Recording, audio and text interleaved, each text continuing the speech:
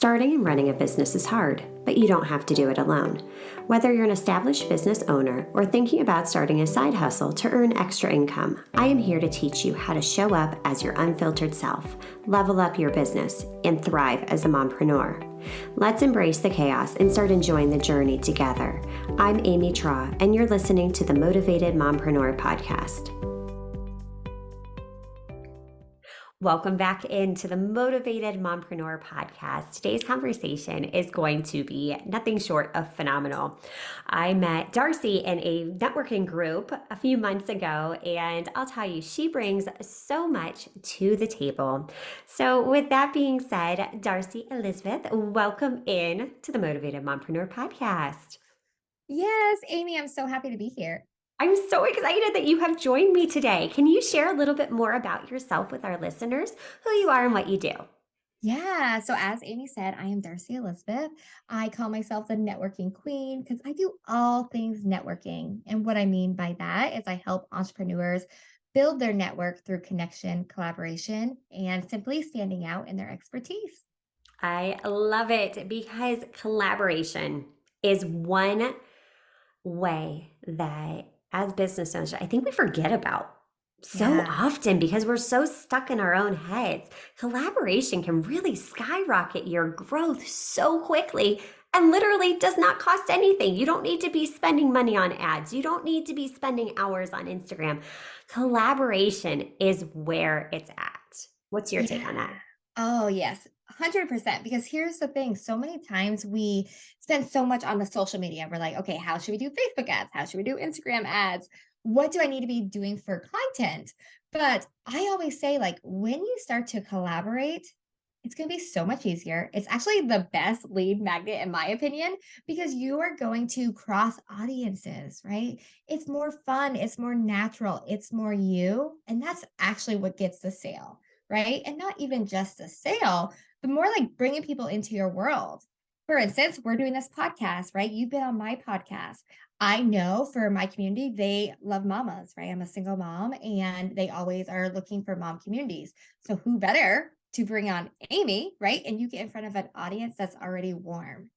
That's the key right there. When you start to collaborate, you are getting in front of somebody else's audience where there's already like, know, and trust, right? They have that bond and they know that for welcoming each other in, we're crossing audiences. So now I'm in front of your audience, you're in front of mine. And for whoever it may serve, they get to now have another resource, right? And before we hit record, we talked about coming from the perspective of really serving too, right? Like not just thinking about how am I going to get more people, which I know we all want that, right? We're building a business. But when you stop to really think about serving and then you're getting into front of somebody else's audience, that feels good. They're going to be able to really adapt to your energy. And that's where the real connection happens. It really is because people are buying from people. And I think so often we forget that because we do get so focused on the sale. But yes, when people are getting to know you, even something like a podcast, that's powerful because they're getting your personality. They're just getting to know you. You're humanizing your brand, and that right there is so powerful. Yeah. And energy is what actually attracts people, right? There's going to be people that love you and there's going to be people that, might not want to be in your world. And that's okay. Because the ones that do want to be in your world, that is where you're going to be able to develop those relationships. And that's what actually turns into the sale and the community and the feel good effect, right? When you have people in your community and they feel good and you feel good about having them there, that's what it's all about. Oh my gosh, I couldn't agree more. And it's okay not being for everyone. I loved how you said that because you don't want to be for everyone. You want to attract your ideal client. You want to pull those people in that you want to work with. I mean, there's certain business owners that I'm like, that's just not my jam. That's not the area of expertise where I thrive, that I really enjoy. And as business owners, we have control over that. We can design our business how we want it to look. And I think so many times we get caught up in, okay, well, everybody else is doing this one thing, so I need to be doing that one thing. Yeah, the the thing where you sit back and you start to compare yourself, right? And you think that you need to be like them, that actually really hurts you, right? Yeah. I talk about standing in your expertise. You are what makes the sale. That's what makes you different. And if there's a client out there that's watching and it's not your ideal client, there's going to be somebody else that can better serve them, right? Not only is it going to be resistant for you, like as a coach or a community member, but knowing that in my world, I want to make that most impact, right? And I want women to really get to that next level and feel confident. So maybe they're in my world, or maybe I have a connection, right? That's one thing is that when you start to collaborate, you're going to be able to direct your audience to certain people that are going to be able to better serve them. Yes, yes, so good. And when you really start to shift your mindset, like you said, into more of that abundance mindset versus the scarcity, then knowing, okay, I am the resource this person needs, or I know someone that can better serve this customer, this client, whatever are speaking of. I mean, that right there, that gives you so much power and potential in growing your business. Yeah, and if you're listening to this and you're like, "Well, I'm feeling super scarcity," right? We've Yeah. all been there. I 100%. We're Yes. talking from this from experience, just so everybody Yes. knows, but there was a long time that I was in that scarcity, like, I wanted everybody in there, right? I didn't care if they were ideal client or not, I was just more like, "Everybody come on in," but then you really start to realize how you can better serve, how they can also serve you, and creating boundaries, right? It's just like the whole thing of entrepreneurship, you start to really identify, and then knowing that if you have the resources for that client, and it's not a fit for you, that's an easier way to kind of bless and release, right? Like, hey, I don't think this is working, but I got the perfect contact for you. It makes them feel safe. They still have that trust in you. And it makes it an easier way to have the conversation. Oh, that's such a good point. I love that. Bless and release. Yes. Bless and release. I love it. I love it because that, again, it just opens you up then for your ideal client. It opens your energy, your abundance, your mindset, so all of the things. And, we're talking about collaboration and everything that goes into that. Well, in order to collaborate, you actually have to network. You have to have a network of people to pull from. And networking, I think, for so many business owners conjures up feelings of just, it can feel icky. It can feel just, oh gosh, they're going to try and sell me something. And we just really build up this wall. So, what advice can you give our listeners to really reframe our relationship with networking? Yeah. So networking is always a word that someone hears. They're like, "Oh, wait, you want me to get uncomfortable? You want me to get in the Yes. room and introduce myself?" So I would really ask the person that's feeling hesitant to networking is what is it? Is it that you are not clear in your introduction? A lot of times people don't want to go to an event or a coffee chat, whatever it may look like, because they're not quite sure how to introduce themselves. Yeah. If that's the case, definitely start diving into that, right? Like get to the point where it's like fluent and you can just kind of say it. Because once you say your introduction, I always say, keep it short, say your introduction under 8 seconds, and then breathe. Breathe, my friend. Breathe through the nose and out through the mouth. Put your shoulders down, and they're going to come back with questions. And then you're going to start to be more in your element. So that's just one factor that I see a lot when people are who are hesitant to network, but the second one I see most is they may have had a bad experience, right? Something that either made them feel insecure, didn't feel comfortable, wasn't their crowd, and know that not every space is like that. Just because one time it didn't go well doesn't mean the next time it will also go bad, right? So just kind of finding what are you looking for? I know for myself, don't get me wrong, I love virtually networking, but I also love in person. I'm a hugger, right? Like I want to walk in the room and I also like to learn about people and do energy work. So a lot of times I can, pick up, am I vibing with them? Everybody has a point where they instantly put on a perspective of somebody. We're all human. That's just how it naturally is. So kind of figure out what works best for you. Is it virtually? Is it in person? What's holding you back from it? And simply, if it's something that has to do with confidence and your expertise, dive into that because you know deep down you are the expert, right? That's why you feel called to this, whether it's selling a product or, coaching service, whatever it may be. And you got to start to hone in on hey, I am the expert, but how can I make myself feel more confident? A lot of people talk about that mindset being like, yeah, you just need to be more confident, do the confident work. But maybe it's something, if you're like me, if I'm not feeling confident about it, I either need to do more research. I need to get my introduction underway. Maybe you need business cards, right? What's going to make you feel safe to get in the room? Oh, that is all so good. And I think it's beautiful too how you touched upon not every space is the right space. Because how often have we gone to one or two networking events and we're like, oh gosh, those just aren't my people. Networking's just not for me. Well, no, maybe you're just in the wrong room. And that is the beauty of the age we're living in. Maybe you are more of a virtual person. Maybe that works for your schedule with, kids' schedules and this, that, and the other. Maybe you need the in person events. I get so much as well off of the energy of other people. Just the energy of being in the room just fires me up. It lights that fire underneath my booty to like, all right, no, like she's showing me that it is possible. I'm going to go home. I'm going to take action on this. So just having that self-awareness is so key. And like you said too, even just all right, if you're not really comfortable in your pitch or your introduction, like work on it. It's a skill. You can develop that skill because yes, you are the expert and you just need to do the inner work and lean into what works for you. Yeah, I love that. And if like networking gives you a bad taste, remember that networking can look like so many different ways. One thing I always say, like I'm a mama, right? So a lot of times me and my son are going to play groups. That's networking, Yes. right? That's networking. When you're in the sauna at the gym and you start to talk with somebody and introduce yourself, that's networking. School functions, right? Whatever it may look like. So if you are at this point where you're feeling that resistance or almost nervous, start networking in a way that makes you feel comfortable, right? I mean, a lot of times you sit by another mama and you become relatable. That becomes a connection. Anytime there's an opportunity in your life, I want you to sit back and think, how did I get this opportunity?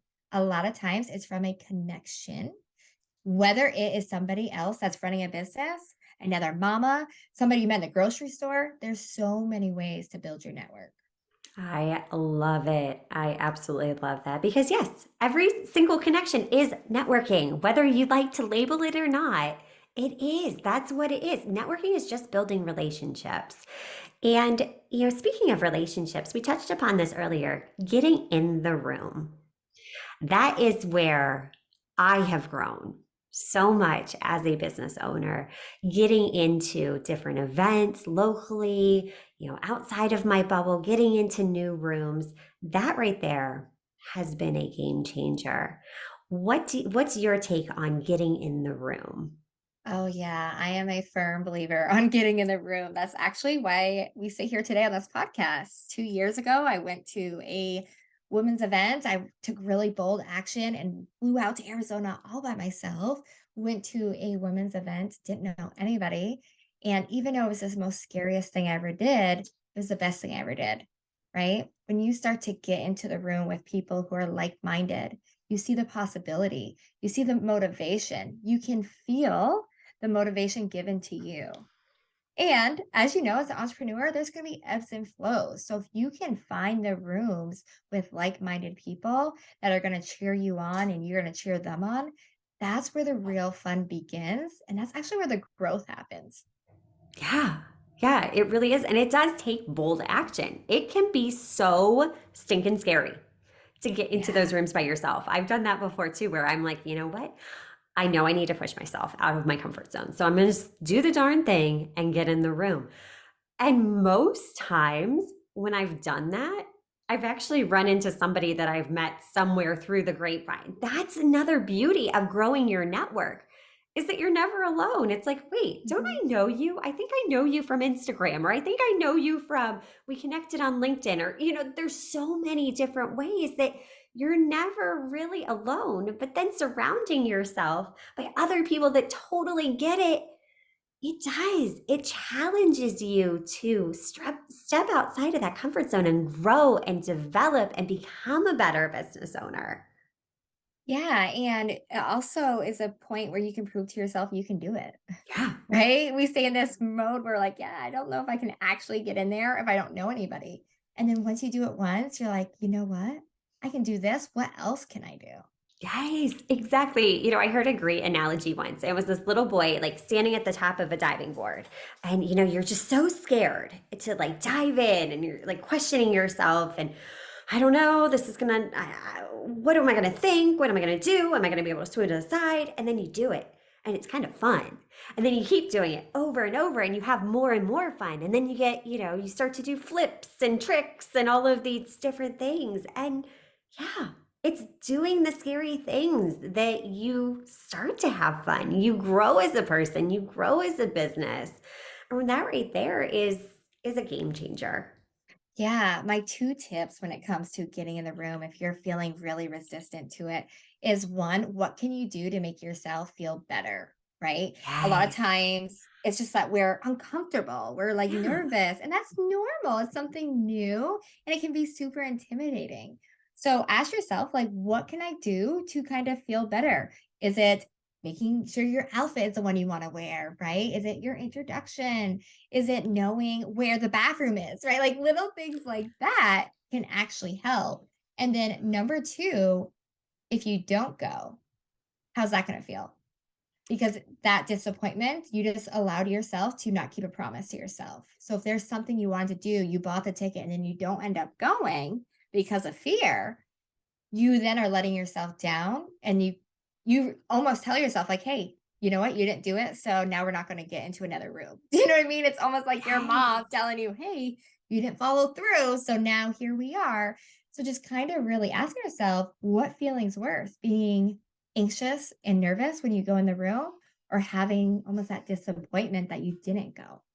Oh, talk about a mic drop moment. I mean, those are two phenomenal, phenomenal tips because, in the human body, I think we forget that fear and excitement, anxiety and excitement, they're the same reaction.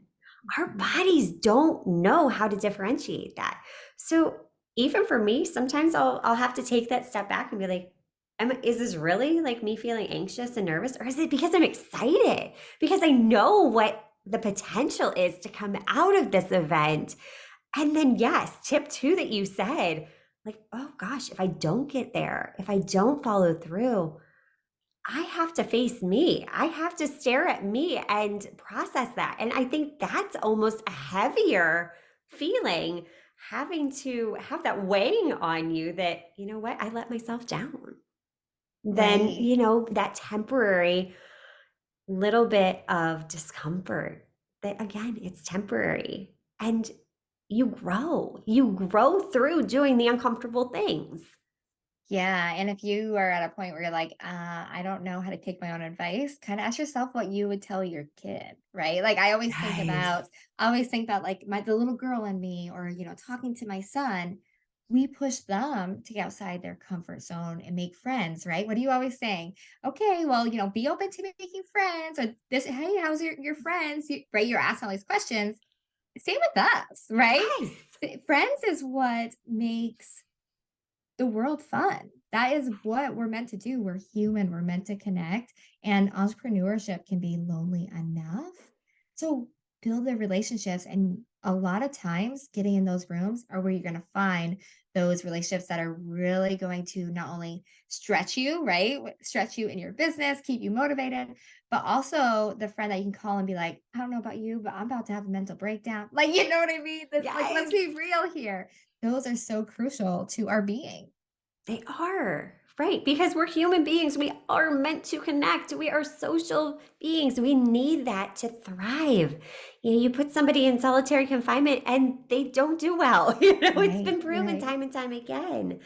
So you're not meant to do business alone. Surround yourself. Take what Darcy has taught you, implement it. Do the scary thing. Get in the room. If you've had a bad experience with networking in the past, try again. Find another room. That is the beauty of the day and age we are living in. There are so many opportunities. You just have to be open to them. Yes, I love it. I love it. Darcy, this was such a phenomenal conversation. Where can we get in your world and learn more? Yeah, so you can find me on Instagram at darcyelizabeth.co. And for your listeners, Amy, I will give them my number one way to grow in 2023, which is all about networking, where to find groups, and all that when it comes to building the confidence to do the thing. And also, I love to talk about like presenting the energy you want, right? Like bringing the impact to networking and introducing yourself. Oh my gosh, I love it. You guys, Darcy is truly the networking queen. So get into her world. You will learn so much. She's also got a podcast. We will drop a link to that in the show notes. And Darcy, thank you so much for taking time out of your busy schedule to chat with us today. Yes, of course, Amy, and thank you for having me on. Oh my gosh, it was my pleasure. All right, until next time, stop dreaming and start taking messy action. You've got this. Are you loving what you're hearing? Do us a favor and hit that subscribe button so you don't miss an episode.